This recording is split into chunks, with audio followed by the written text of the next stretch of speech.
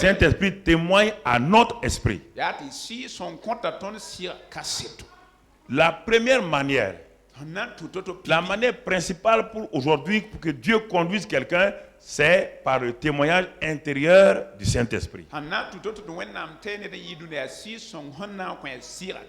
Et il faut bien écouter. C'est pourquoi dans Proverbe 20, verset 27. Proverbe 20, verset 27. La Bible nous dit que l'esprit de l'homme est une lampe de l'Éternel.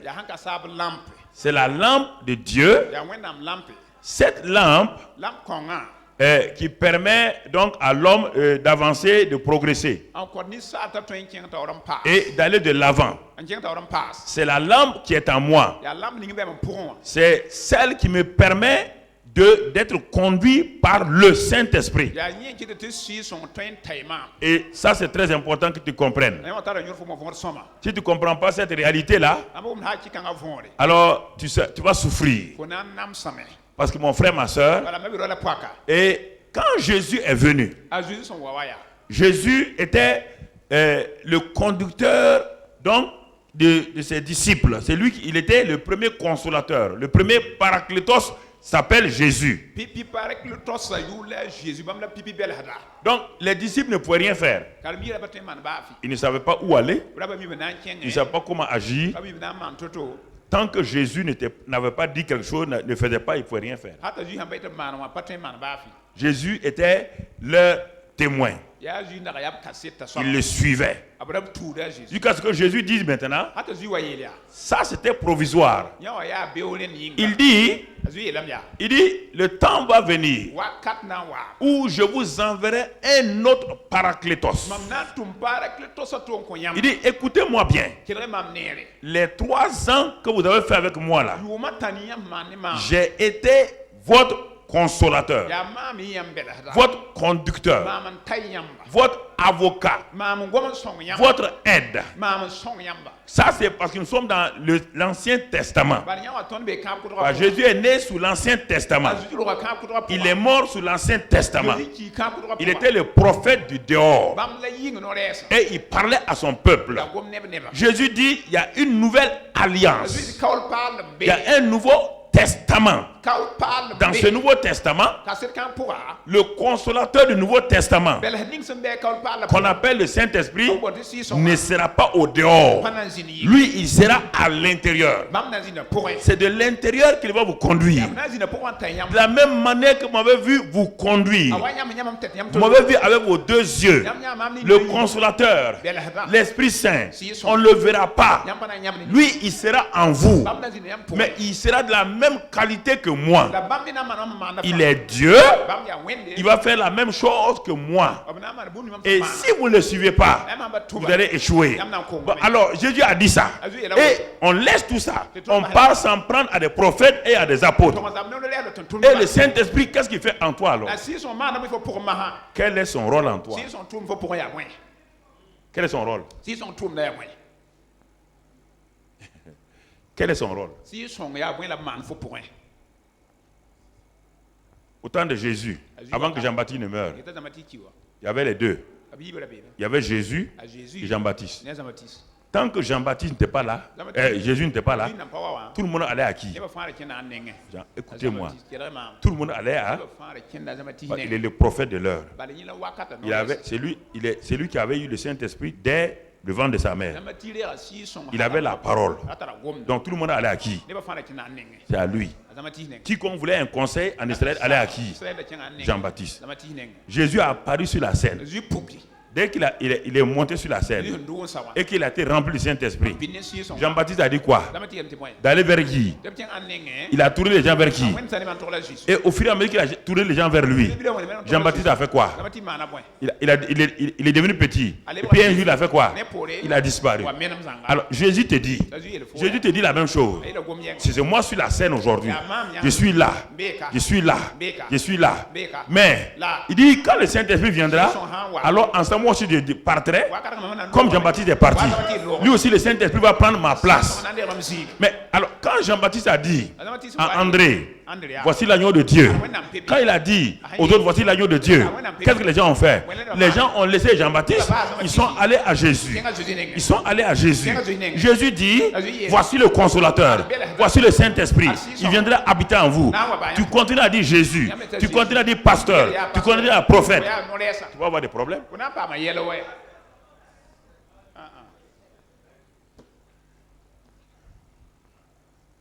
Si tu n'es pas conscient de ça, ta vie ne changera jamais. Non, je t'assure, ta vie ne changera jamais. Tu vas faire des luttes. On va prier pour toi. Tu vas courir voir toutes les prophétesses du monde. Il n'y aura pas de changement. Mais Dieu est intelligent. Dieu ne peut pas venir habiter en toi et laisser la gloire à un homme. Laisser la gloire à un homme. Un prophète qui est lui un homme de Dieu comme moi. Pécheur chronique. Sauvé par grâce. Et le Dieu me dit, tu as le Saint-Esprit, j'ai le Saint-Esprit. Maintenant, mon rôle c'est de faire quoi? J'ai de l'expérience par rapport à toi. Je connais le Saint-Esprit mieux que toi. Je suis ton conseiller extérieur. Pour te dire, mon enfant, ne me regarde pas moi. Ne fixe pas tes yeux sur moi. Il y a quelqu'un qui est en toi qui est plus réel que moi. Il y a quelqu'un qui est en toi qui est plus fort que moi. Il y a quelqu'un qui est en toi qui connaît tes problèmes. Même avant que tu ne parles, lui il les connaît. Moi je ne les connais pas. Je ne les connais pas. Et celui qui est en toi là, il est capable de te changer, de te transformer. Il est venu pour te donner un nouveau cœur. Ce que tu ne peux pas faire là, tu ne peux pas aimer les gens. Lui il est amour. Tu ne peux pas pardonner. Lui il est pardon. Tu ne peux pas te réconcilier. Lui il est réconciliation. Il vient habiter en toi. Tu demandes à un homme de prier pour que tu pardonnes à quelqu'un. Ça n'ira pas. Ça ne peut pas aller.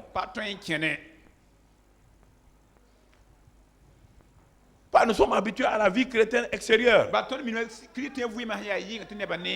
Ce que nous voulons, qu'on prie pour nous, qu'on soit guéri. Mais quand tu es guéri, et ta vie, ta famille est en train d'être détruite avec ton mauvais caractère, comment tu vas faire? Quel est le pasteur qui peut... Le pasteur a des problèmes lui-même dans sa famille. Si le pasteur n'est pas conscient que le Saint-Esprit est en lui, comment il va t'aider toi? Il va t'aider comment? Ça devient de la manipulation. La manipulation.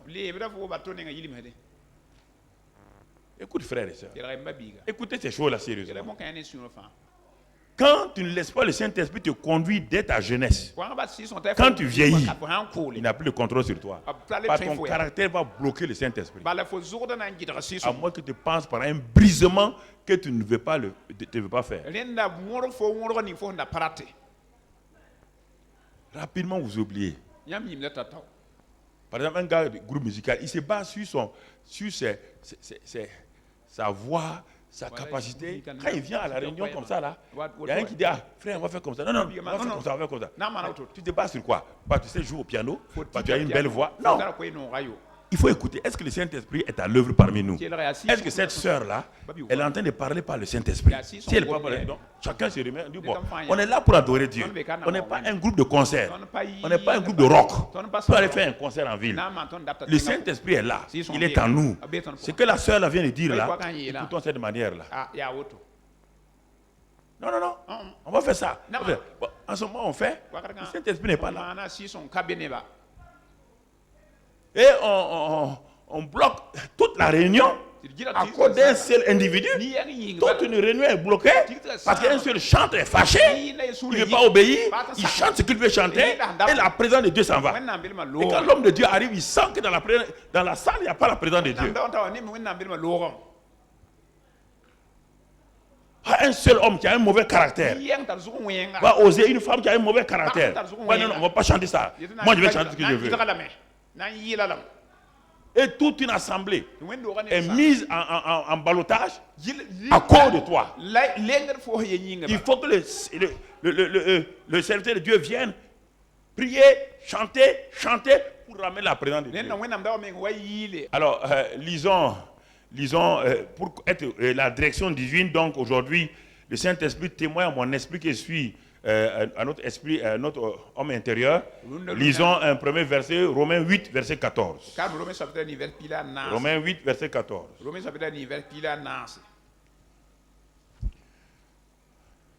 Regarde bien ce que la Bible dit.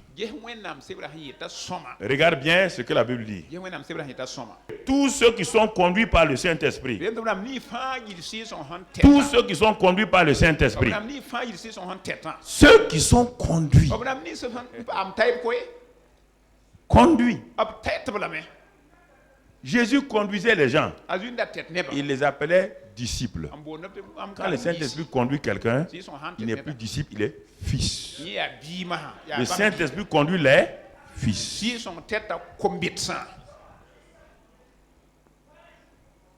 Le Saint-Esprit dirige les fils. Il donne la direction divine aux fils. Tous ceux. On n'a pas dit tous les chrétiens, hein? Non. Ceux et celles qui se laissent conduire par le Saint-Esprit sont fils de Dieu. Regardons le premier fils de Dieu. Allons lire dans Luc 4, verset 1. On ne va pas lire Luc 3, 21 là parce que, bon, va dans Luc 3, 21. Après, on va aller dans Luc 4, pour que tu comprennes. Luc 3, 21 d'abord. 21, 22. Luc 3, 21, 22. Il dit, tout le monde se faisant baptiser. Jésus fut aussi baptisé. Ça, dans Luc 3, 21. Il fut aussi baptisé. Et quand il a été baptisé, pendant qu'il priait, le ciel s'ouvrit. Oui, Jésus, le disciple de Dieu est parti. Et regardez maintenant, verset 22. Quand le ciel s'ouvrit, qu'est-ce qui va se passer? Et le Saint-Esprit descendit sur lui, sous une forme corporelle, comme une colombe. Alors, mon frère, et une voix, écoutez maintenant, quand le Saint-Esprit est venu, regardez le témoignage de Jésus. Une voix fit entendre du ciel ces paroles: tu es mon fils bien-aimé, en toi j'ai mis toute mon affection, toute ma plénitude. Très bien. Donc, c'est le Saint-Esprit qui a permis au Père de dire que Jésus est son fils bien-aimé. On va venir sur ça tout à l'heure. Luc 4 maintenant. 4 verset 1. 4 verset 1, il est dit: Jésus, rempli du Saint-Esprit, fut conduit par l'Esprit dans le désert, où il fut tenté par le diable. Jésus, rempli du Saint-Esprit. Rempli du Saint-Esprit. Il est conduit par qui? Conduit par l'Esprit. Alors, Romains 8, 14 dit que ce sont ceux qui sont conduits par le Saint-Esprit qui sont fils de Dieu. Jésus était quoi? Non, il était conduit par... Bon. Ok, très bien. Réfléchis, hein? Jésus est conduit par qui? Il s'est conduit lui-même. Il est conduit par le Père. C'est le Père qui le conduit. Hein? Qu'est-ce qui est écrit? Il est conduit par... Ok. Qui te conduit?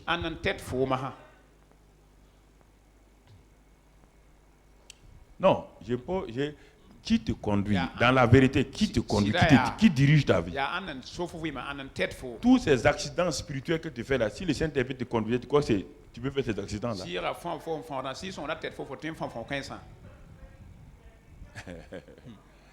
Oh, la question. Le Saint-Esprit peut, ta vie que tu as là, déjà même le dimanche passé, les 5 points là, tu as regardé. Regarde, quand tu t'es noté, tu t'es évalué. Tu crois que ça, le Saint-Esprit te conduit avec une évaluation comme ça? Le Saint-Esprit conduit quelqu'un. Et quand il s'évalue, il arrive à un résultat si médiocre. C'est pas vrai. Les chrétiens en ville ne savent pas. On ne les enseigne pas. On est chrétien seulement. On va à l'église. On fait ceci. On fait cela.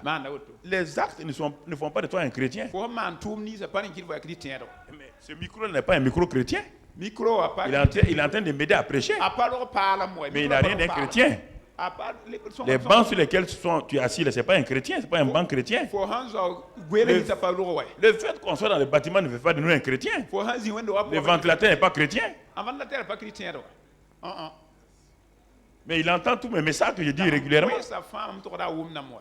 Frères et sœurs, il dit Jésus est rempli du Saint-Esprit. Il est conduit par le Saint-Esprit pour aller rencontrer le diable. Ta vie de fille de Dieu, si elle n'est pas conduite par le Saint-Esprit, il est impossible de rencontrer Satan et s'en sortir. Jésus n'a jamais rencontré Satan pendant 30 ans. Jamais il n'a osé le faire. Quand il était né, il était enfant de Dieu, non? Mais quand Satan a dit à Hérode de tuer, on l'a pris pour l'amener où? On a pris Jésus, on a fui pour l'amener où? Mais rempli du Saint-Esprit, Marie a conduit Jésus encore. Joseph a conduit Jésus encore. Il était maintenant quoi? Rempli du Saint-Esprit. Maintenant, il est équipé pour rencontrer qui? Satan. Il ne l'a pas rencontré. Il n'a pas mis dans la défaite par la parole. Alors, si vous négligez le Saint-Esprit, comment vous allez faire? Jésus lui-même, le Saint des Saints, il a fallu qu'il soit rempli du Saint-Esprit.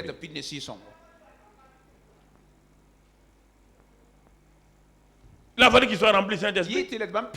Satan rôde cherchant qui il va dévorer. Il rôde. Il n'y a que ceux qui peuvent le vaincre. Ce sont ceux qui sont remplis du Saint-Esprit, qui sont conduits par le Saint-Esprit. Pas n'importe quel chrétien, pas n'importe quel pasteur. Non et non et non.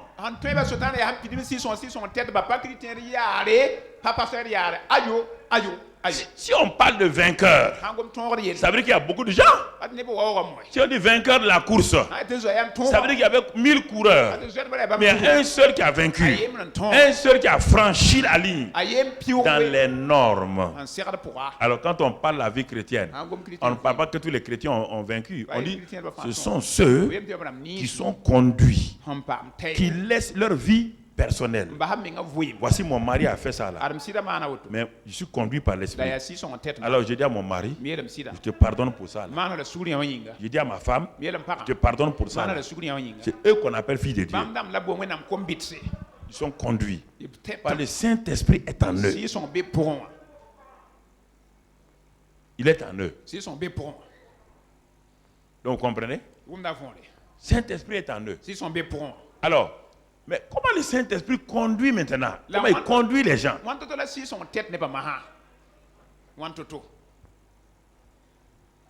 Alors, il nous conduit à partir d'où? Du dehors ou de l'extérieur ou du dedans? Le Saint-Esprit est où? Non, vous avez l'air d'hésiter. C'est-à-dire que vous voulez... Est-ce qu'il est au dehors? Tu peux le voir? Tu peux le saluer? S'il te conduit, c'est d'où? Ton conducteur de voiture est conduit du dehors. Il est assis où? Dans la même voiture, au même niveau que toi. Tous les deux, vous vous voyez, non? Vous parlez ensemble, non? Ton chauffeur là, vous parlez ensemble.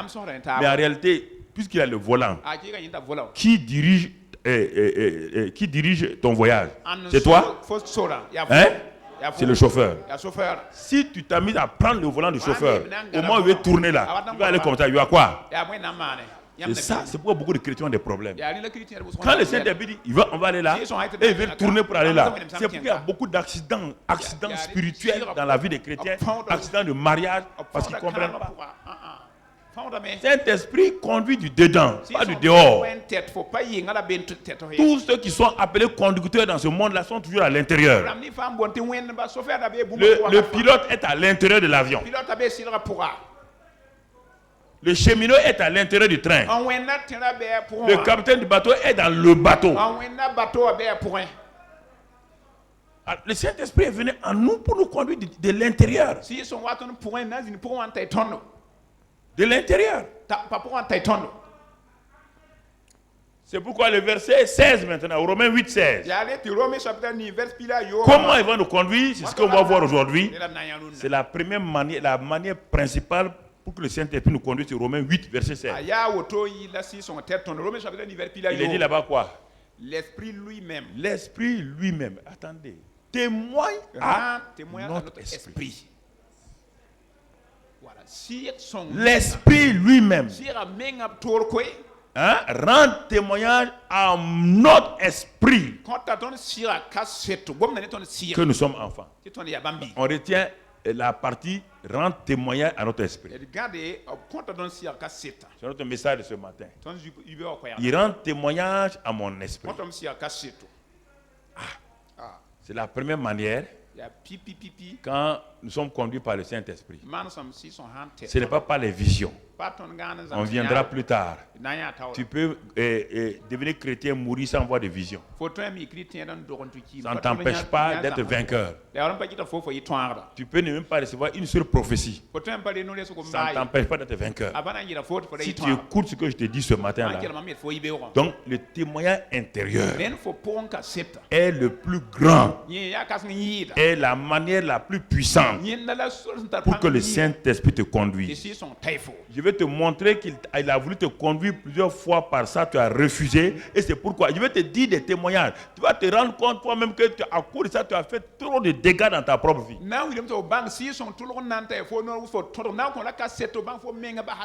Il rend témoignage à mon esprit. Il y a un témoignage intérieur. Un témoignage intérieur du Saint-Esprit pour me conduire pas à pas. Pour me guider pas à pas. On n'a pas dit que le Saint-Esprit témoigne à mes sentiments. On n'a pas dit que le Saint-Esprit témoigne à mon corps. On n'a pas dit que le Saint-Esprit témoigne à mon âme.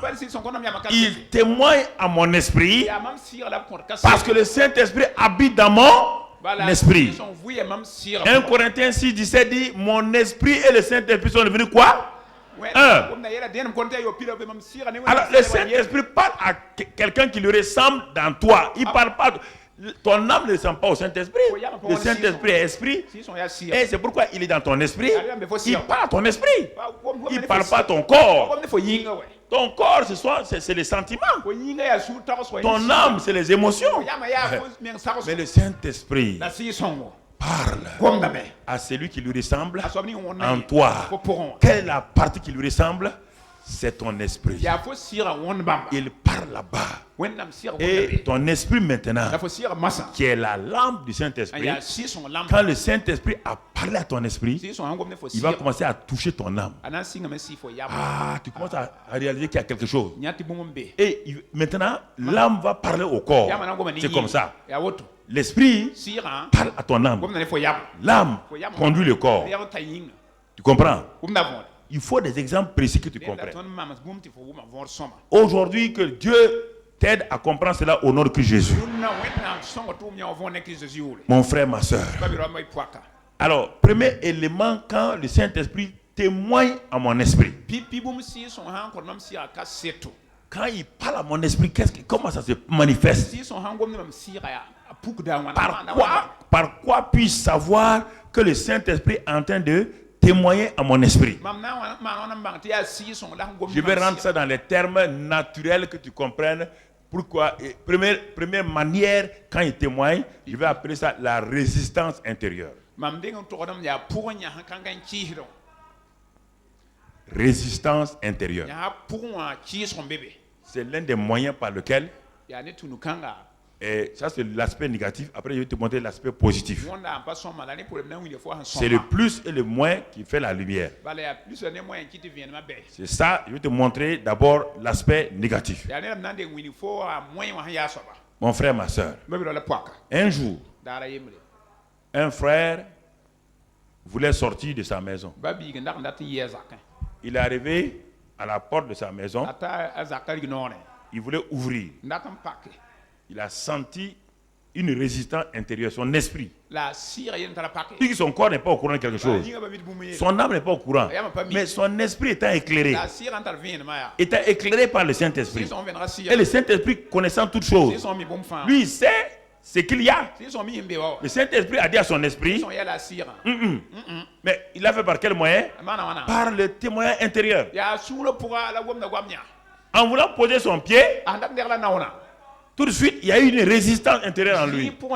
Il a redéposé son pied dans le salon. Il a voulu essayer plusieurs fois. Rien. Qu'est-ce qu'il a fait? Alors, il est sorti par une autre porte.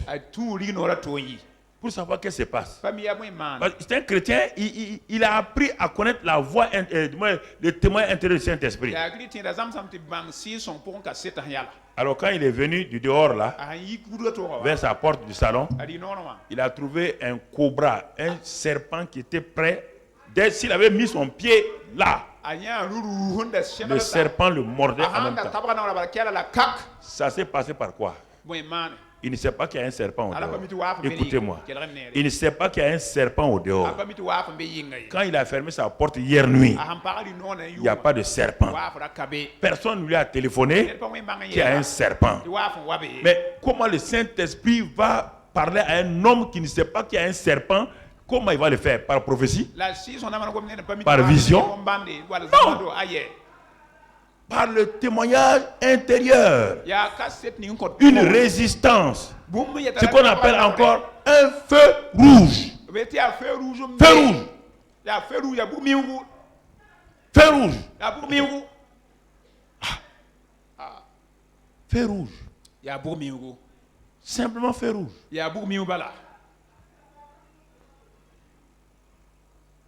Cet homme-là a commencé à comprendre, je dois faire attention à mon esprit. Je dois faire attention à mon esprit. Car c'est lui. Moi, je ne sais pas ce qui se passe. Mais c'est lui qui me dirige. Un missionnaire était sous un arbre. Les hamacs, là, vous voyez, les hamacs en chaud, il a attaché ça à 2 arbres. Vers 13h, il faisait la sieste, il était couché dans le hamac. Il se balançait. Brusquement, il réalise qu'il doit sortir du hamac. Non. Il regarde à gauche, il regarde à droite, il ne voit rien. Il se couche encore. Le sang intérieur là, commence à pousser plus fort. Et puis, comme c'est trop fort, il a sauté du hamac. Les mambas verts qui étaient sur l'arbre là est tombé sur le hamac net. Alors je te pose la question. Y avait-il un prophète? Il y avait un prophète? Il y avait un pasteur? Mais il avait un prophète intérieur qu'on appelle le Saint-Esprit. Il avait un pasteur intérieur qu'on appelle le Saint-Esprit. Qu'on appelle le Saint-Esprit. Qu'on appelle le Saint-Esprit. Qui l'a averti? Je vous ai déjà raconté mon témoin en Inde. Je suis allé en Inde avec mon ami, chez mon ami Dinakaran. On est parti à une réunion de prière. On était tous là, on priait. On priait. On priait. On était tous contents de prier. Moi aussi, j'étais à genoux. Je priais. Mon front sur le sol, on adorait Dieu. À un moment donné, la pression vient, lève la tête. Je dis ça, c'est Satan. Vous savez, parfois, on est trop spirituel. Parce qu'on dit, mais dans l'adoration, si quelqu'un te dit lève la tête, tu vas croire que c'est Satan. Oui ou non? Automatiquement, j'ai continué à prier. Continué à prier. Intérieurement encore. Pression. Lève la tête. Non, j'ai dit non, ça c'est Satan. Mais troisièmement, la sensation était tellement forte. Lève la tête. Dès qu'il a dit ça, j'étais à genoux, j'ai fait comme ça. Quand il fait comme ça, il y a une boule qui a quitté là, venue s'écraser là où il y avait ma tête. La réunion de prière s'est arrêtée. Tout le monde tremblait comme ça. C'est-à-dire que si ça avait eu ma tête, on amenait mon cadavre au Burkina. On a regardé d'où vient la boule là. Tout le monde, on était assis. Satan voulait me tuer là-bas. Toi, tu n'es pas habitué à ça. Tu ne connais pas le témoin intérieur du Saint-Esprit. Et tu ne connais pas la résistance. Tu ne connais pas le feu rouge de Dieu. Le Saint-Esprit est venu pour toi. Je te parle maintenant, tu te rends compte qu'il y a beaucoup de choses que tu as ignorées et que des problèmes te sont arrivés. Je voudrais parler du témoin de ce pasteur texan. Il est au Texas. Il était au Texas. Il a été invité pour prêcher quelque part, dans un autre État. Il devait prendre l'avion. Le matin, il se lève. Il s'assoit sur son lit. Il dit à sa femme, je ne sens pas que je dois aller là-bas. Sa femme lui dit, si tu ne sens pas, téléphone au pasteur, dis-lui, il dit, mais bon, je suis un homme de parole. Quand je dis une parole, je vais tenir. Mais sa femme dit, tu es un homme de Dieu aussi, non? Tu sens que ça ne va pas. Il y a une résistance. Quand il pense au voyage, il y a une résistance. La femme lui a dit, chérie, téléphone au pasteur, excuse-toi. Bon. Il a traîné. Après, il a dit, bon, je vais aller quand même. Parce qu'il faut qu'il sache que je suis un homme de parole. Il a pris l'avion. L'avion a décollé de Dallas. Quand il a décollé, l'avion s'est écrasé. Net. Le pasteur est mort. Dites ça n'arrive pas. Le pasteur est mort. Sa femme dit voilà. Quand les gens sont venus, j'ai dit à mon mari, il dit que ça ne va pas. Il sent qu'il y a une résistance. Mais il a forcé. Voilà, il nous a laissé veuf et orphelin maintenant. Il y a plein de choses comme ça. Tu t'es engagé dans un mariage. Tu ne t'es pas engagé dans le mariage.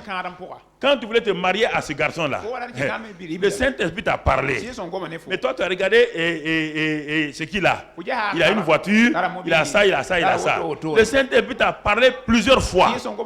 Chaque fois que tu penses à ce mariage-là, tu dis non. Tu dis je m'en fous, je vais faire le mariage quand même. Je vais faire le mariage, quoi qu'il advienne. Tu te maries maintenant. Tu découvres plus tard que c'est des problèmes. Le Saint-Esprit t'a parlé. Toute ta vie est gâchée maintenant. Toute ta vie est gâchée. Toute ta vie est gâchée. Toute ta vie. Un jeune pasteur voulait se marier à une jeune fille de l'église. Parce qu'elle chante bien. Elle chante bien. Elle a une belle voix. Tout le monde dit c'est une fille bien. Mais chaque fois qu'il s'en va prier, Saint-Esprit dit non. Il a d'abord chassé les démons fatigués. Saint-Esprit a dit lui n'est pas un démon. Il dit mais Seigneur, c'est une chrétienne. Saint-Esprit dit oui. C'est une fille de Dieu. Saint-Esprit dit oui. Il dit mais alors, je peux la marier, non? Saint-Esprit dit non. Par la résistance. Par la résistance. Il a continué ainsi. Jusqu'au jour où il n'en pouvait plus. Le samedi où il préparait son message pour prêcher, Saint-Esprit lui a donné aucune parole. Aucune parole. Il était l'homme le plus malheureux. Alors il a dit, Saint-Esprit, je renonce. Il a pris le téléphone. Il a dit à la jeune fille, je m'excuse. Mais on doit arrêter. On doit arrêter. Et le mariage était prévu la semaine suivante. Quand il a renoncé, au moment où le mariage était prévu là, disons la veille même, la jeune fille est tombée raide morte. Il y avait une maladie terrible en elle.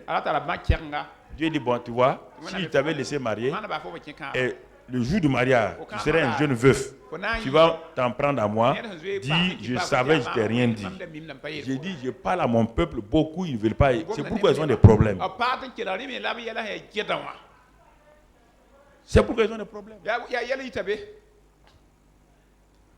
C'est pourquoi ils ont des problèmes.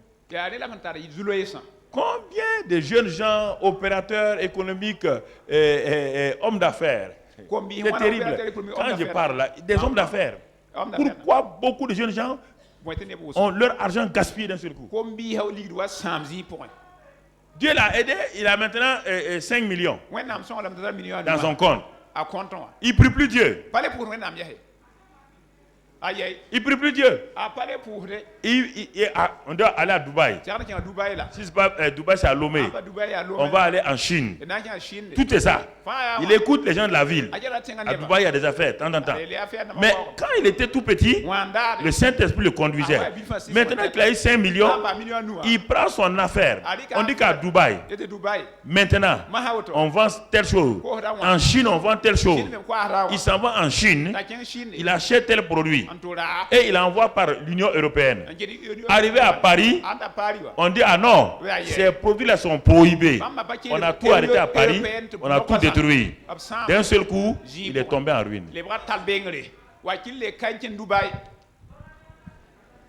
En Chine. Tout, il a tout perdu. Ah Dieu, quel Dieu? Dieu n'est pas ici. Dieu t'a résisté. Dieu t'a dit non. Tu as écouté la voix des gens.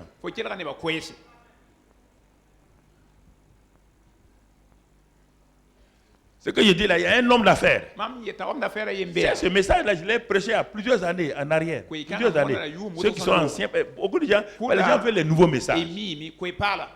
Je l'ai prêché. Un homme d'affaires. Depuis ce temps-là, j'ai dit, mais quand un homme d'affaires a un marché, il y a appel d'offres. Il faut prendre des appels d'offres, tu les poses. Tu les poses sur ton bureau, sur une table. Tu les regardes, tu pries et tu t'en vas. Tes techniciens vont même te dire que, patron, ce marché-là, voici la marge brute. Voici la marge nette. On va gagner 20 millions là-dedans. Tu laisses le marché, tu dis au comptable là, ça c'est comptabilité. Ça n'a rien à voir avec... Moi je suis chrétien. Dieu connaît la fin d'une chose avant son commencement. Ok, écoutez-moi très bien. C'est ça qui a ruiné beaucoup d'hommes d'affaires chrétiens dans la ville. Et à Abidjan, dans beaucoup d'endroits. En tournant dans les pays africains là, ils me disent, on a de tels problèmes. Ils disent, mais tu as investi comment? Qui t'a parlé? Ah, le marché était bon. Le marché est bon. Mais tu ne connais pas la fin du marché. Et à un moment donné, l'homme a la conviction intérieure que ce marché qui semble être bien n'est pas pour lui. Il dit à son chef comptable, non, laissons tomber. Les gens murmurent. On ne comprend pas les patrons. Ça là, c'est 25 millions. Et le prochain qui prend le marché là, mon ami, dès qu'il a commencé le marché, des impondérables, des situations terribles ont commencé. Il a perdu le bénéfice, il a mis son argent là-dedans et l'État n'a rien remboursé. Faillite. Mais par contre, un autre avait un petit marché de 5 millions. Il a dit non, c'est trop petit. Les comptables ont dit ça, c'est trop petit. Mon ami, j'ai la conviction que Dieu veut que je prenne ce marché-là. Il l'a pris. Au moment où il a pris, l'État a appelé. Il y a eu des avenants. On dit non, non, on va faire comme ça, on va agrandir. Il n'est pas de 5 millions à 25 millions. Ce qu'il a perdu de l'autre côté, il l'a rentré de l'autre côté. Parce qu'il est convaincu par le Saint-Esprit. Les gens croient que la vie chrétienne est dichotomique. C'est-à-dire que les affaires d'un côté et puis l'église d'un côté. Non. La vie chrétienne est un complet. Un complet. On veut recruter un ingénieur. Les gens s'intéressent à quoi? On va le payer comment? Ah, on va le payer 2 500 000. Ah bon? 2 500 000, c'est ça qui dirige ta vie. C'est ça qui dirige ta vie. Mais tu sais que tu ne dois pas accepter. Il y a une résistance intérieure en toi. Toi, tu crois que résistant veut dire Satan. Qui résistait à Balaam? Qui résistait à Balaam? C'est Satan. Qui s'opposait au progrès de Balaam? C'est Satan. C'est qui? C'est Dieu, non? Mais Dieu a utilisé quoi? Son âme. Je peux être l'âme de Balaam pour t'avertir.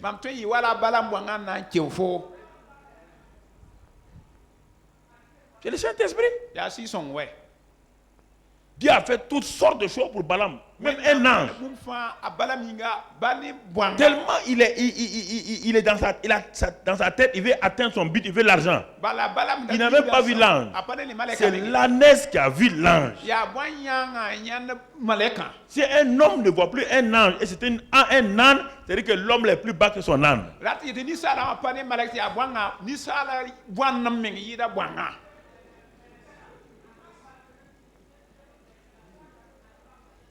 J'ai dit, on va construire à l'orée de la ville, on va construire une villa. Il y a un parc formidable. Regarde, il y a... Oh, la femme dit, moi je ne sens pas qu'on doit construire une maison là-bas. J'ai prié. Je ne sens pas qu'on doit construire une maison. Non, quand même, regarde. Il y a un barrage qui est à côté là-bas. Regarde les arbres, tout. La femme dit, je ne sens pas dans mon esprit, qu'on doit construire une maison. Et comme les hommes aiment dominer leurs femmes, on va aller. Ils ont construit la maison. Un an, c'était bien. Tout le monde était content. L'homme dit, tu as vu? Chérie, je t'ai offert un bon cadre. Un villa au dehors. Deuxième année, c'était bien. Troisième année, le conseil municipal de la ville a décidé d'étendre la zone industrielle. Ils sont allés prendre là où le monsieur a mis sa villa et une usine, un projet de soufre. Vous connaissez l'odeur là, le produit jaune là. Soufre. Ils sont venus installer à côté de la villa. Quand il a voulu vendre la villa, les gens ont dit même 1 franc, on ne paye pas. Ta villa est une morgue. Il a tout perdu. Parce qu'il n'a pas écouté le Saint-Esprit qui parlait à travers sa femme. Vous regardez vite, on dit alléluia, Dieu m'a béni. Dieu t'a béni avec 5 millions et tu dois payer 7 millions pour aller te guérir. C'est une bénédiction. Le témoin intérieur du Saint-Esprit. Témoin intérieur du Saint-Esprit. Je sais que vous êtes en train de rentrer en vous-même. Je sais que vous êtes en train de passer tout. Je sais que Dieu vous a parlé plusieurs fois. Je le sais. Dieu me montre, vos visages là sont comme ça. Là. Il y a des combats dans vos cœurs actuellement. Vous savez tellement de bêtises que vous avez faites quand Dieu vous a parlé, vous n'avez pas voulu.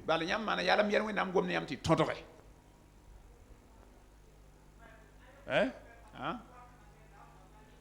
Tel médicament. L'homme veut prendre. La femme dit ne prend pas. Je sens que on dirait le médicament est mauvais. Il quitte là. C'est le docteur Intel qui a dit ça. Le docteur Intel a dit ça. La femme dit mais moi je sens que ce n'est pas le médicament. L'homme prend le médicament. Quand il prend le médicament, quand il a avalé, c'est en ce moment que le docteur téléphone.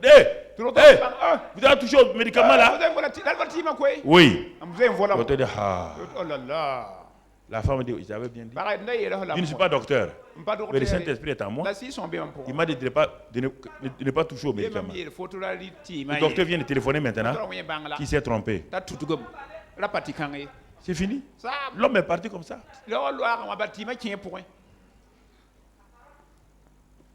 Le témoin intérieur du Saint-Esprit.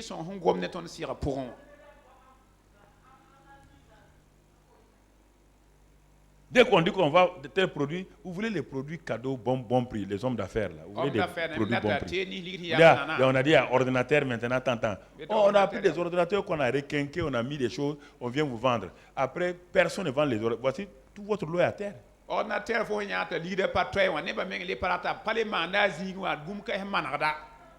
C'est à terre maintenant.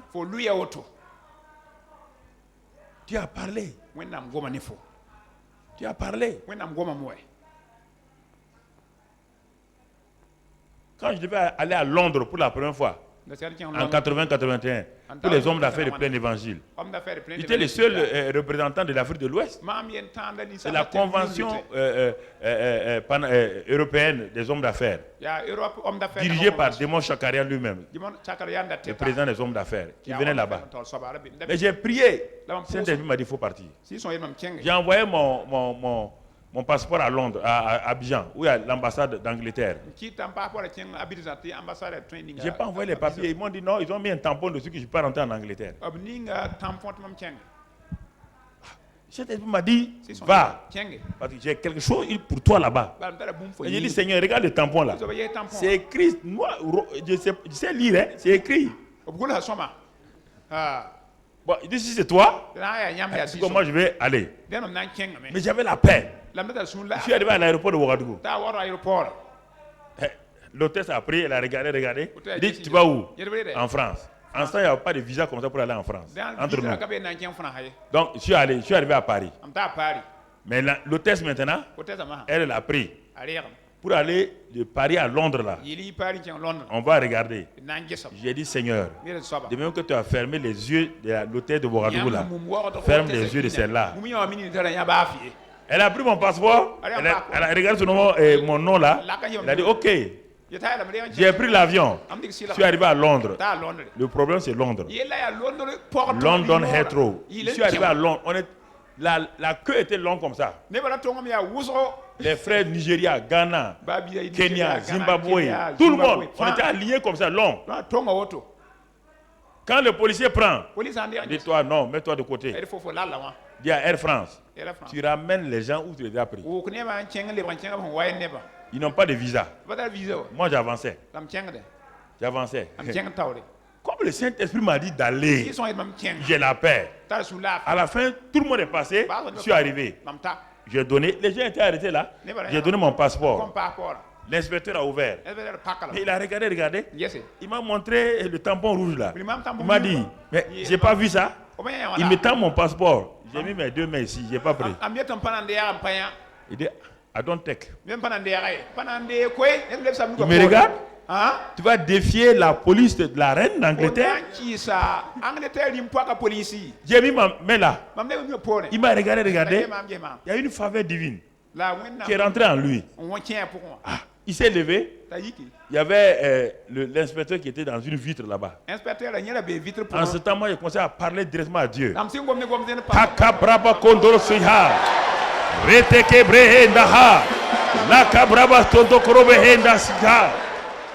Alléluia. Je ne peux pas arriver à Londres sans aller à la Réunion. Quand il est parti, tout le monde regardait maintenant. Les gens étaient arrêtés. Tout le monde regardait. Quand il est parti voir l'inspecteur là, l'inspecteur a pris les choses. Il a dit non. Non, il était fâché. Il dit au policier là, de venir. Il est revenu encore. Mettant mon passeport. Le policier m'a regardé. Regardez. Qu'est-ce qu'il a fait? Il s'est levé. Il y avait le rang. Il s'est levé. Il a disparu. Il est parti chez le commissaire de l'aéroport. Il est parti là-bas. Les gens croient que je suis fou. Tout le monde me regarde maintenant.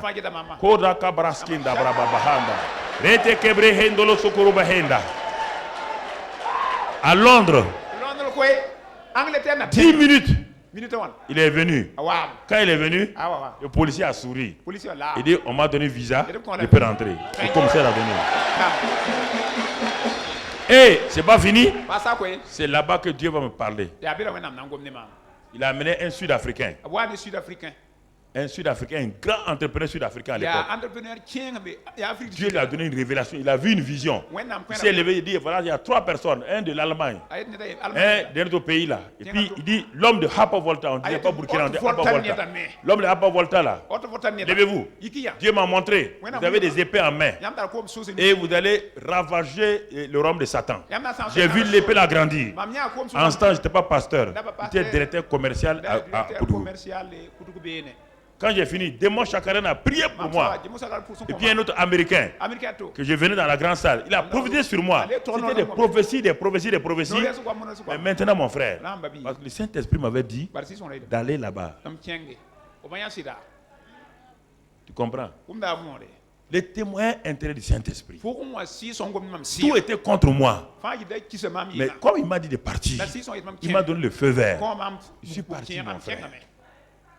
Je ne t'ai pas dit d'aller maintenant à Londres sans visa. On va t'arrêter. Hein?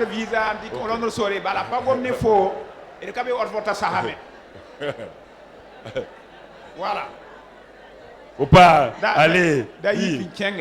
Papa Karambiri est parti à Londres sans visa. Par la foi, je vais aller à Londres. On va t'arrêter de mettre en prison 5 ans à Londres, tu vas comprendre. C'est par le témoignage intérieur du Saint-Esprit. Alléluia. Les témoins intérieurs du Saint-Esprit. Très, très, très important, frère. Je vous dis, c'est le meilleur moyen par lequel nous conduit. Feu vert, feu rouge. Feu vert, feu rouge. Résistance, soulagement et paix. Résistance, feu rouge, soulagement, paix intérieure, feu vert. Alors mon frère, ma soeur, alors ça c'est pas dans beaucoup de domaines.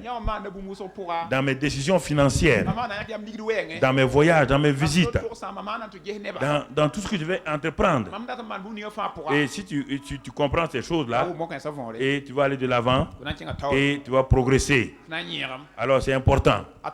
Important. Une femme était assise dans l'église. Brusquement, elle n'a plus la paix. Elle est assise dans l'église, elle n'a pas la paix. Quelque chose bouge dans son cœur. Et la pensée lui dit, retourne à la maison. Elle dit, mais on est en plein culte là. Retourner à la maison pour faire quoi? Sûrement, il y a une parole de Dieu pour moi. Satan veut me retirer ça. Mais la résistance est forte. La pensée va à la maison. Bon, à la fin, elle a pris son sac. Elle est sortie rapidement. Elle a pris sa voiture. Elle est arrivée, elle a ouvert la maison. Dès qu'elle a mis son pied dans sa chambre, le feu était en train de brûler. Si elle était restée à la réunion, elle allait trouver que toute sa maison a brûlé. Toute sa maison avait brûlé. Quand elle est arrivée, elle a ouvert, le feu avait été déclenché. Elle a pu éteindre rapidement le feu. Les témoignages intérieurs du Saint-Esprit. Une autre femme, elle était dans la rue comme ça. Et puis brusquement, le Saint-Esprit lui a parlé. Parle en langue, parle en langue, parle en langue. En pleine rue comme ça là, elle a trouvé un endroit, elle s'est assise. Elle a parlé en langue, parlé en langue, parlé en langue, parlé en langue, parlé en langue. Et puis il a eu la paix. Le Saint-Esprit lui a dit, c'est résolu. Et en ce moment-là, un autre homme passait, elle l'a vu. C'est la femme de son patron. Elle dit, que faites-vous ici, madame? Et puis elle avait des larmes. Elle dit, mais pourquoi vous pleurez? Elle dit, non, quelque chose s'est passé chez moi. Donc l'agent là l'a pris du moins, l'a amené à la maison. Quand ils arrivaient à la maison, comme elle parlait en langue là, elle est arrivée à la maison, elle a trouvé que les voleurs étaient rentrés dans la maison, avaient tout raclé. Mais ils n'ont pas pu aller loin, comme elle parlait en langue là, ça les a obligés, ils sont allés poser ça à côté du voisin, ils ont disparu. Elle a ramassé ses affaires dans la maison.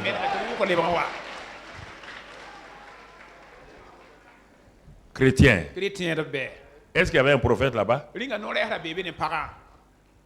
avait une prophétesse? Mais qui était en lui? En elle? Saint-Esprit. Dieu vous a donné le Saint-Esprit. C'est le premier témoin. C'est le premier témoin.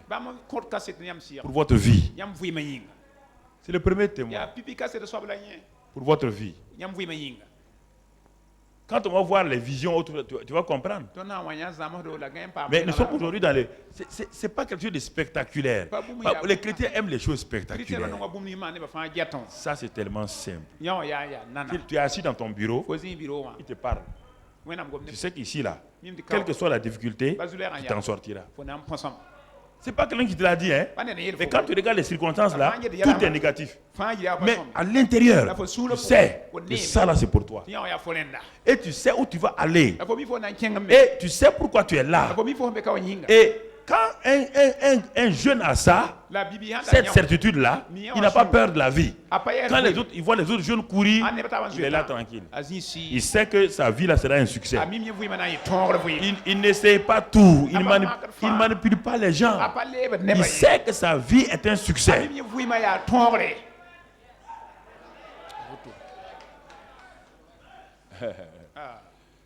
Sa vie est un succès. Mon frère, ma soeur, ne t'inquiète pas. Tu es né pour être grand. il y a maintenant le processus de passage pour être grand. Ne t'inquiète pas pour ça.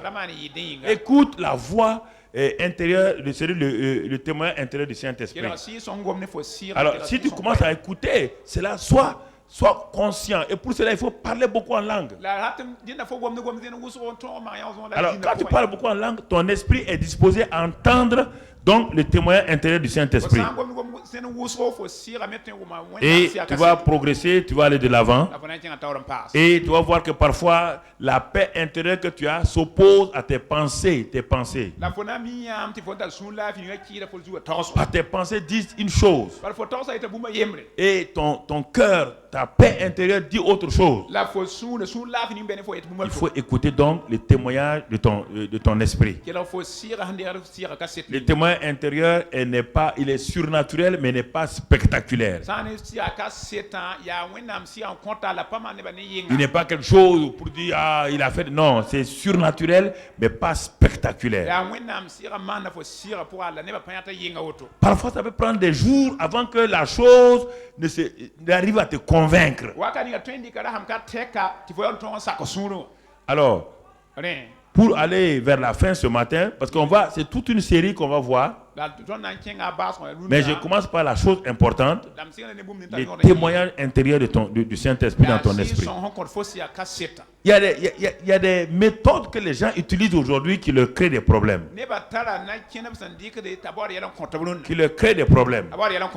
Et par exemple, la méthode gédéonique de Gédéon. Dans Juge 6, 34, on va le lire. Juge 6, 34. Non, avant d'aller là-bas, on va lire d'abord Acte 17. Quelques exemples pour que on va les lire rapidement. Acte 17, verset 15. Paul devait voyager pour aller à Rome. Ceux qui accompagnaient Paul le conduisaient jusqu'à Athènes. Puis il s'en retournait chargé de transmettre à Silas et à Timothée l'ordre de le rejoindre plus tôt. Verset 16.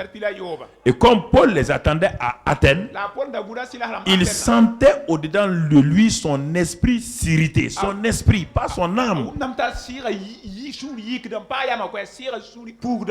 Quelque chose, vous comprenez?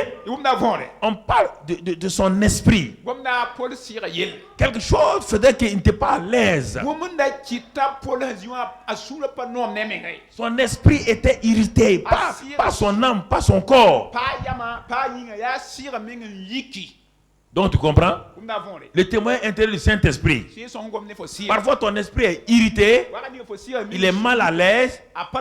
Parfois c'est la paix et le repos. Ça veut dire feu rouge, feu vert. Tu comprends? Alors regardons maintenant Acte 20, verset 23. Comment Paul, qui a déclaré Christ en nous là. Regardez comment lui-même il a pratiqué cela. Son école d'apprentissage était dans le livre des Actes. C'est pourquoi il a écrit dans Colossiens plus tard. Alors, regardez, seulement de ville en ville. C'est Paul qui parle. L'Esprit Saint m'avertit. Ouais, bien, il m'avertit. C'est pas par une prophétie, par une révélation. Il m'avertit. Le Saint-Esprit m'avertit de ne pas aller là-bas. On m'a invité de ne pas aller là-bas. Il ne me dira pas pourquoi. Le Saint-Esprit me dit, quelqu'un est mort au village. Et comme la plupart des chrétiens mon oncle est mort, ils prennent la voiture, ils sont le prochain cadavre sur la route. On ne part pas à toutes les funérailles comme ça. On ne part pas. Les morts appellent certaines personnes à mourir. On ne se lève pas comme ça, aller dans tous les villages, aller enterrer n'importe qui. Un homme qui n'a jamais vécu une vie correcte, qui vivait des fétiches, il meurt seulement, tu prends la route pour aller. Tu seras le prochain cadavre. On parle avec discernement. C'est pourquoi sur beaucoup de routes nationales, beaucoup de gens, ceux qui sont au funérailles, là, des voitures se renversent, on dit après, c'est vos traditions. Voilà le problème, on ne se met pas à aller parce que quelqu'un est mort.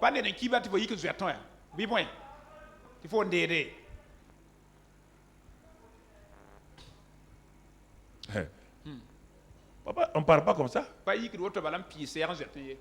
dit, le Saint-Esprit m'avertit. Il m'avertit. Il me dit, attention, ne pars pas ici. Ne pars pas là-bas. Ne pars pas ici. Attention de mettre la tradition au-dessus de la parole de Dieu.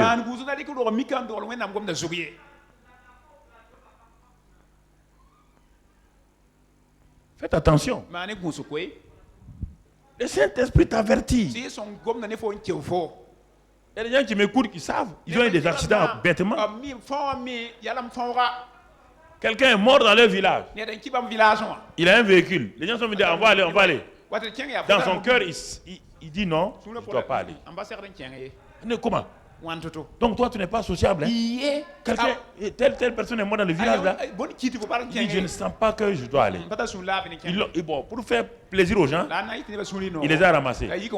Sur la route, tonneau, il est paralytique. Tout le monde est sorti, sauf lui. Dans la ville de Ouagadougou, ceux qui m'écoutent là, ils savent. Il y en a plein. Plein. Sa femme lui dit, mais si tu savais que tu es parti. Les gens du village là m'ont forcé. Les gens du village t'ont forcé. Maintenant tu es assis là. Où ils sont? Où ils sont?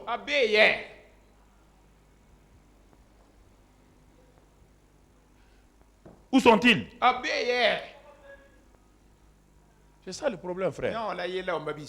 Cet-esprit m'avertit que des choses m'attendent. Acte 27.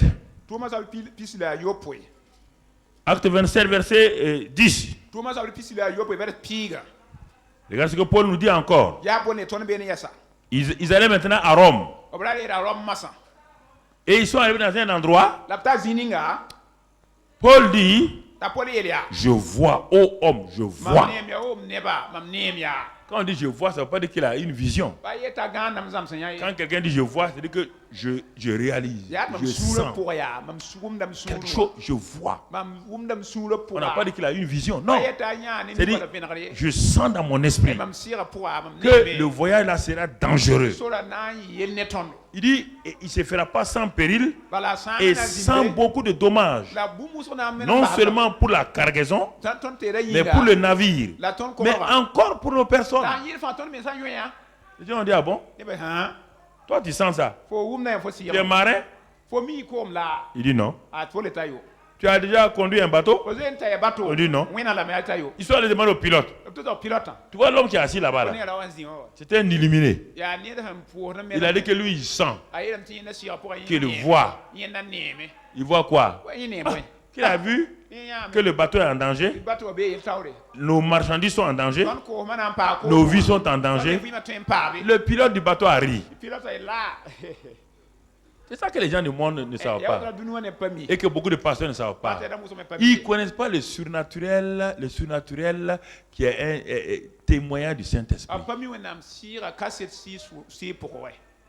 Ils ne connaissent pas ça. Ah, les démons. Quand tu as fini de chasser tous les démons de Ouagadougou, tu vas vivre comment? Ce n'est pas là le problème. Le problème, quelle est ta relation avec le Saint-Esprit? Quelle est ta communion avec le Saint-Esprit? Quelle est ta relation? Ta relation.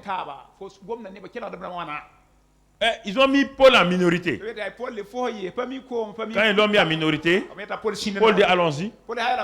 Maintenant, en plein milieu de la mer, une tempête s'est levée qu'on ne peut plus maîtriser. Paul était assis dans son coin. 14 jours, ils n'ont pas vu le soleil. 14 jours, ils ne mangeaient pas. Ils ont toutes les marchandises des commerçants là. Ils les ont tous jetés dans la... Paul était assis dans la... C'est le 4e jour où Dieu a eu pitié de ces gens-là. Il a envoyé un ange maintenant dire à Paul, non seulement tu ne vas pas mourir, mais à cause de toi, les gens ne vont pas mourir. Mais leur bateau là sera perdu. Dis-leur ça. C'est en ce moment que Paul est parti leur dire, tout le monde a écouté. Et les gens maintenant, pourquoi Paul savait écouter le témoignage intérieur du Saint-Esprit. Témoignage intérieur du Saint-Esprit. Ici, moi-même, j'ai dit à plusieurs personnes, tu es sûr que celui-ci est ton mari? Tu es sûr que celle-là est ta femme? Non, non, pasteur, on a prié, on a vu qu'on était mariés, on a vu que toi-même tu nous mariais. Mais il y a des couples que j'ai mariés qui ne sont plus ensemble. Ça n'a même pas fait 1 an. Comment Dieu peut-il mentir comme ça? Si toi tu n'as pas de discernement, quand tu viens devant ton pasteur, le pasteur peut avoir le discernement. Il peut avoir la voix intérieure du Saint-Esprit. Tu es sûr que tu dois te marier à celle-là? Non, non, non, non, Dieu m'a dit. Ok. Je te pose la question, tu es sûr? Quand on va arriver aux rêves et aux visions, tu vas comprendre que les rêves et les visions viennent de plusieurs domaines et tu vas comprendre. Mais l'élément important, c'est ça. C'est ça là d'abord. Ma vie n'est pas conduite par un homme de Dieu. Ma vie est conduite par le Saint-Esprit. Est conduite par le Saint-Esprit. Frères et sœurs. Et avec ça, tu es presque sûr à 100% de réussir. Alors, c'est pourquoi Galates 5 nous dit, le même Paul insiste, il dit aux Galates 5, verset 25. 5, 25. Il nous dit dans ce passage-là, voilà ce qu'il nous dit, nous, si nous vivons par l'Esprit, marchons aussi selon l'Esprit. Si tu as été né de nouveau par le Saint-Esprit, il ne peut pas te faire naître de nouveau et toi tu vas te conduire en dehors du Saint-Esprit. Le Saint-Esprit qui t'a fait naître de nouveau là est le même Saint-Esprit qui va te conduire. Et le verset 16 dit ceci: je dis donc, marchez selon l'Esprit et vous n'accomplirez pas les désirs de la chair. Marchez selon l'Esprit, vous n'allez pas accomplir les désirs de la chair. Regardons le cas de Gédéon maintenant rapidement. Juge 6, 34. Juge 6, 34. C'est étonnant. Un jeune homme que Dieu est venu pour bénir. Regardez le verset. Gédéon fut revêtu de l'Esprit de l'Éternel. L'Esprit de Dieu est sur lui. Il a le Saint-Esprit. Mais regardez. Regardez au le verset 36 maintenant. Il envoya des messagers dans tout Manassé qui fut convoqué pour marcher à sa suite. Non, 36. Gédéon dit à Dieu, si tu veux délivrer Israël par ma main, comme tu l'as dit,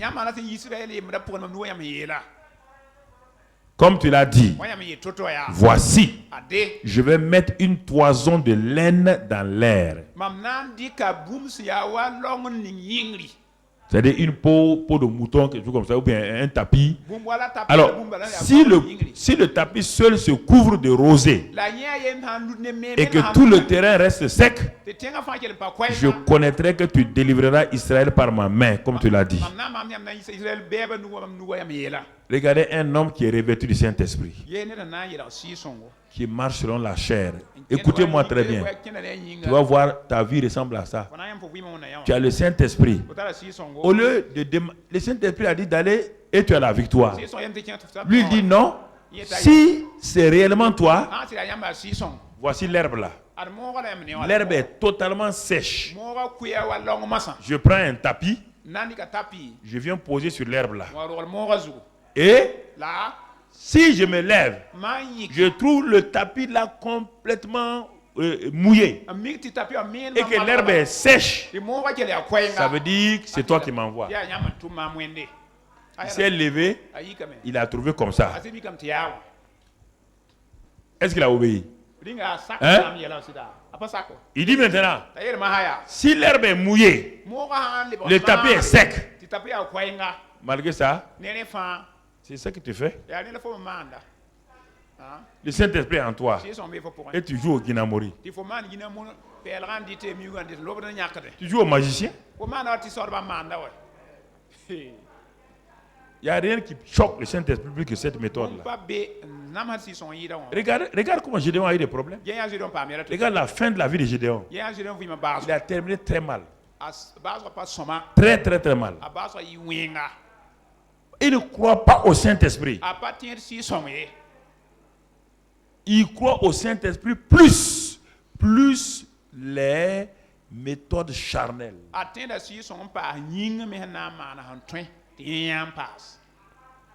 Comme beaucoup de chrétiens. Le Saint-Esprit est en eux. Mais ils n'arrivent pas à accepter ce fait. Vous les voyez d'ouvrir la Bible. Quand le mouvement charismatique a commencé, et beaucoup, je suis allé dans plusieurs réunions des mouvements charismatiques. Ils avaient peur de lire la Bible. Alors, qu'est-ce qu'ils faisaient? Ils partaient, ils ouvraient la Bible, et puis on met un doigt.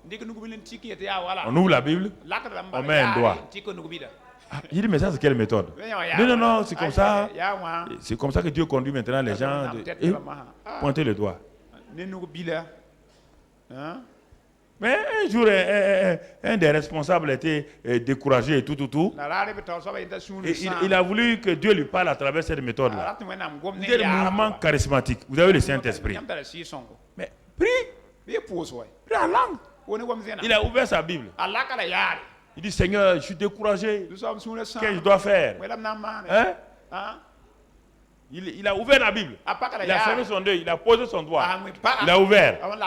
Il est écrit là-bas, Judas sortit et se pendit. Judas est sorti, il allait se pendre. Il dit Dieu, c'est pas ça. Il a fermé encore. Il dit Seigneur, quand il ouvre, il tombe sur le passage, toi aussi, va faire de même.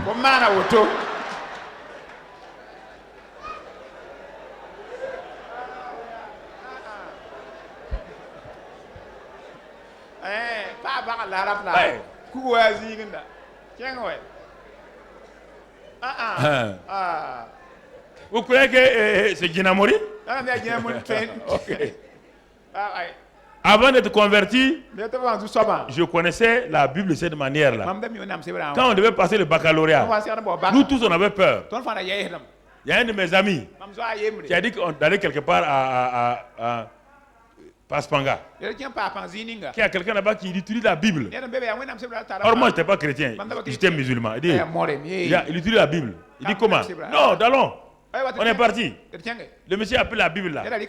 Il a mis une ficelle. Un fil comme ça. Il a renversé la Bible. Donc maintenant, il dit Sainte Bible. Bon. Moi je tiens ici. Lui il tient là-bas. Il dit Sainte Bible. Si l'homme là doit réussir au baccalauréat, il faut danser maintenant. Ou bien aller vers la gauche. Hey. Moi je regarde, j'ouvre un nez pour regarder. Effectivement la Bible, ça ne va pas à gauche, ça va à droite. Donc j'avais signé mon échec déjà. Il utilisait la Bible comme ça, des choses bizarres comme ça. Quand j'étais chrétien, j'ai demandé pardon à Dieu. J'étais sorcier. J'ai utilisé la Bible pour faire des choses comme ça. Même il y a des chrétiens ici, quand ils veulent dormir la nuit, oh, Sainte Bible, il met sur la tête. Parle-moi. La Sainte Bible va parler à quelqu'un. Gédéon, il a échoué. Il a échoué, frère. Arrêtez. Seigneur, si tu veux, montre-moi la femme que tu veux que je marie. C'est un jeune homme de l'église. Il dit Seigneur, je vais ouvrir l'œil. La femme qui s'élèvera pour dire Alléluia. Ça sera le signe que c'est ma femme. Mais dans l'assemblée, il y a des filles comme les femmes mariées. Il prie, il ouvre les yeux. C'est la femme du pasteur qui est debout. Alléluia.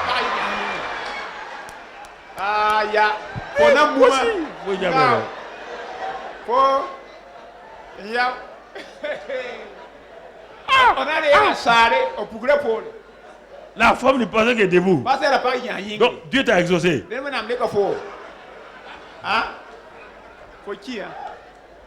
Instant, le pasteur enlève le mot P là, il devient acteur.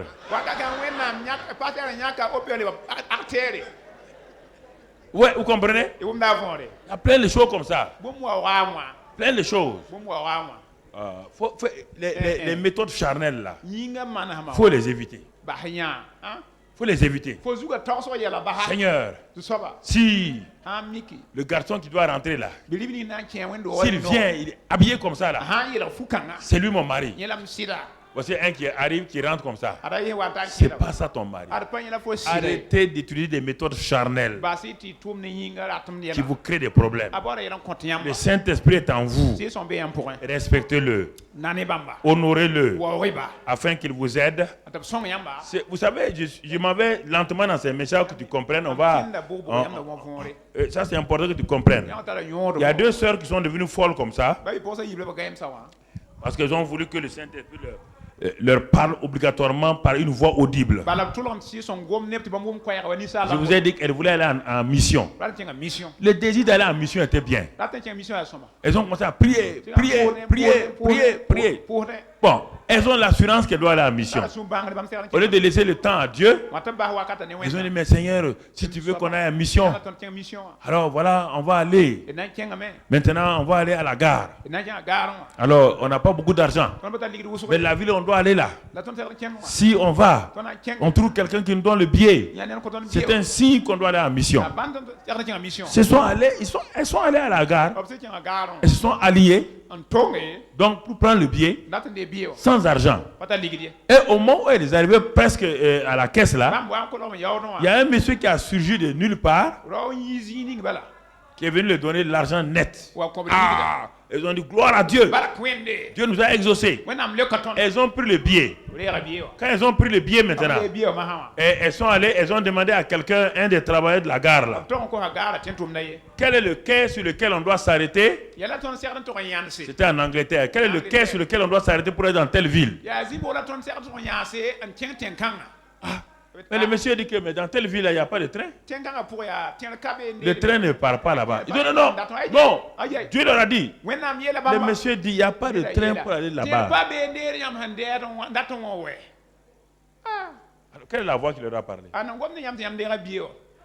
Est-ce qu'il va inventer des rails maintenant? Elles ont insisté. La voix leur a dit non, de laisser, d'aller sur le quai numéro 3. Elles sont passées par le souterrain, aller sur le quai numéro 3. Arrivées là-bas, les trains sont partis. Elles ont demandé au chef de gare, quel est le train qui part dans telle ville? Le chef de gare dit, il n'y a pas de train qui va dans telle ville là. Il n'y a pas de rail. Avant le soir, les deux sœurs sont devenues folles. Les méthodes charnelles d'imposer à Dieu, c'est comme ça, c'est comme si là, ça ne va pas mon frère. Ça ne va pas. Ça ne va pas. Quand tu es à Koudougou, il y a un jeune qui était fiancé à une jeune fille. Bon, ils ont dit mais nous, on doit se connaître. Avant de se marier, ils ont commencé à prier. Ils sont rentrés dans une chambre. Si c'est la volonté de Dieu, qu'on se connaisse, que personne ne vienne frapper à la porte. Satan a dit Amen. Satan a dit Amen. Satan a éloigné tout le monde. Il a dit aux démons là, éloignez tout le monde. Éloignez tout le monde. La jeune fille, elle n'était pas très sûre. Quand c'est fini maintenant, quand c'est fini net, personne n'est venu. Maintenant, le Saint-Esprit a commencé à travailler.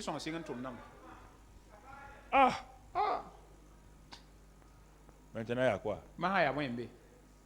Seigneur, pardonne-nous. Pardonne. Mon frère, ma soeur. Regarde ta vie ce matin. Ça, c'est la première partie. Simplement, les témoignages intérieurs du Saint-Esprit. Alors, est-ce que tu expérimentes cela? Regarde ta vie. On a fait l'évaluation l'autre jour. Mais si tu n'honores pas le Saint-Esprit en toi, si tu ne l'honores pas, si tu ne lui donnes pas la place, si tu ne pries pas en esprit beaucoup, et si tu ne laisses pas le Saint-Esprit te diriger, beaucoup de tes décisions seront influencées par tes propres pensées. Beaucoup de tes décisions seront influencées par les hommes, et beaucoup de tes décisions professionnelles seront dirigées par le marché, seront dirigées par les circonstances. Quand rien ne va dans un pays, ça ne veut pas dire que l'homme d'affaires chrétien doit commencer à avoir peur, non. Et c'est pourquoi Isaac a eu la conviction dans la famine. Et Isaac ne savait pas, il ne connaît pas les lois économiques. Quand on va arriver à ça, tu vois, la voix du Saint-Esprit qui dirige les gens, tu vas comprendre ça. Mais quand il a entendu le Saint-Esprit dire de s'aimer dans la famine, c'est-à-dire qu'il ne peut pas comprendre. Ah, les gens disent un pays dans la corruption, un pays dans les problèmes, ça ne va pas. Les journaux parlent de ça. C'est juste. Du point de vue naturel, c'est juste. Mais qu'est-ce que le chrétien fait?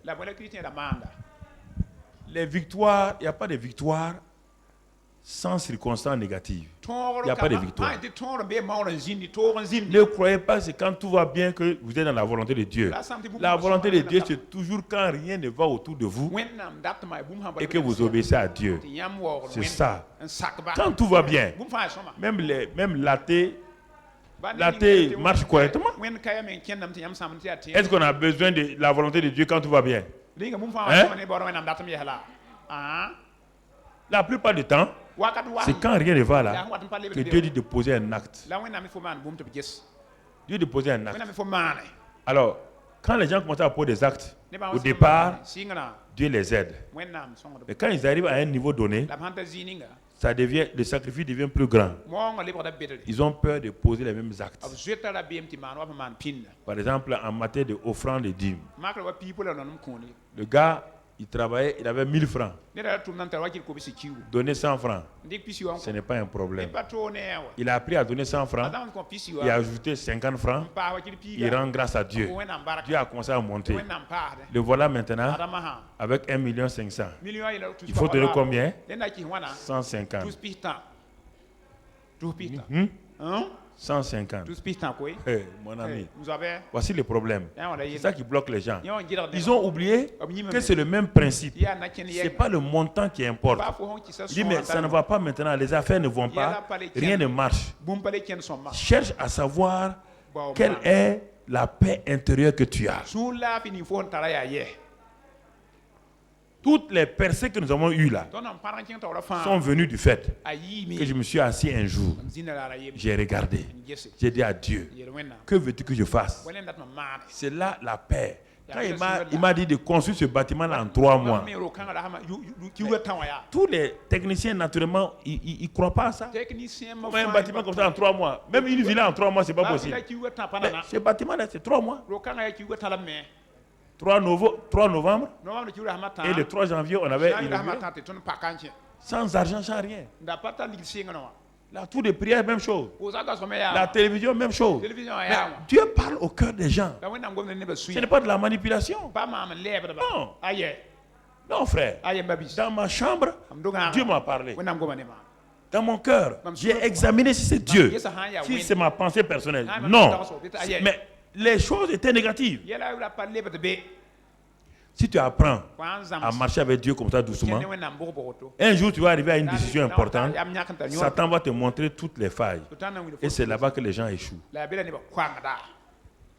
Les gens échouent. Ils arrivent maintenant à dire, on doit investir 500 millions, on doit investir 3 milliards, ça, il commence à raisonner, à être logique. Non. La même logique spirituelle qui t'a conduit à investir 1000 francs, t'a conduit à investir 2000 francs. Si la logique là, spirituelle là est normale, si ça vient de Dieu, il t'a appris seulement à grandir dans ta foi pour qu'un jour, tu puisses investir 3 milliards. Mais si tu arrives à 3 milliards, toi tu retournes avant les 1000 francs là, tu commences à réfléchir, tu seras bloqué. Tu seras bloqué. Donc c'est pourquoi, frères et sœurs, il ne faut pas attendre, il ne faut pas voir les temps favorables. C'est la paix intérieure du Saint-Esprit. Il y a ce temps favorable là, tu obéis à Dieu et tu vois Dieu agir. Et tu seras étonné, comme Dieu n'est débiteur de personne, ton problème que tu avais là, il va le résoudre facilement. Il va le résoudre facilement. Frères et sœurs, ce que je voulais vous dire ce matin, que le Saint-Esprit vous garde. Que la paix de Dieu soit dans vos cœurs. Et ces messages-là ne sont pas des messages qui font plaisir à la chair. On crie Alléluia. C'est des messages profonds qui vont vous amener à avoir des percées surnaturelles. C'est ça qui va vous aider quand les tempêtes se lèvent contre vous. Vous comprenez? C'est ça. Si vous comprenez ça là, alors dis avec moi, mets ta main sur ton cœur.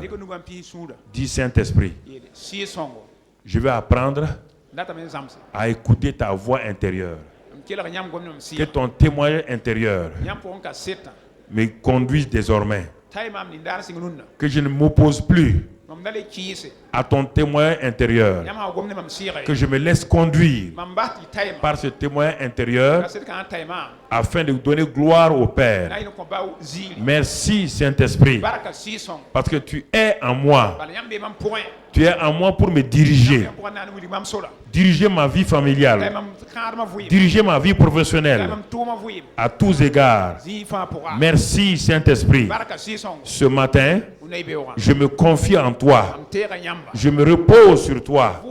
Et je sais que tu prends ma vie dans tes bonnes mains et tu me diriges pour la gloire du Père, car je suis sur le bon chemin. Avec toi, je ferai des exploits. Avec toi, je marche dans la victoire. Amen. Amen. Acclame le Seigneur. Après avoir écouté ce message, si vous avez décidé de donner votre vie au Seigneur Jésus-Christ, faites cette prière avec l'homme de Dieu. Oh Seigneur, oh Susaba, tu es mort pour moi à la croix du Calvaire. Jésus, tu es l'agneau de Dieu qui a pris tous mes péchés, qui est mort pour moi. Et ce soir, je te reçois dans mon cœur comme sauveur de ma vie. Je confesse de ma bouche que tu es Seigneur de ma vie. Et maintenant, je reçois non seulement le pardon de mes péchés, la purification de mes péchés, mais je reçois aussi un nouveau cœur.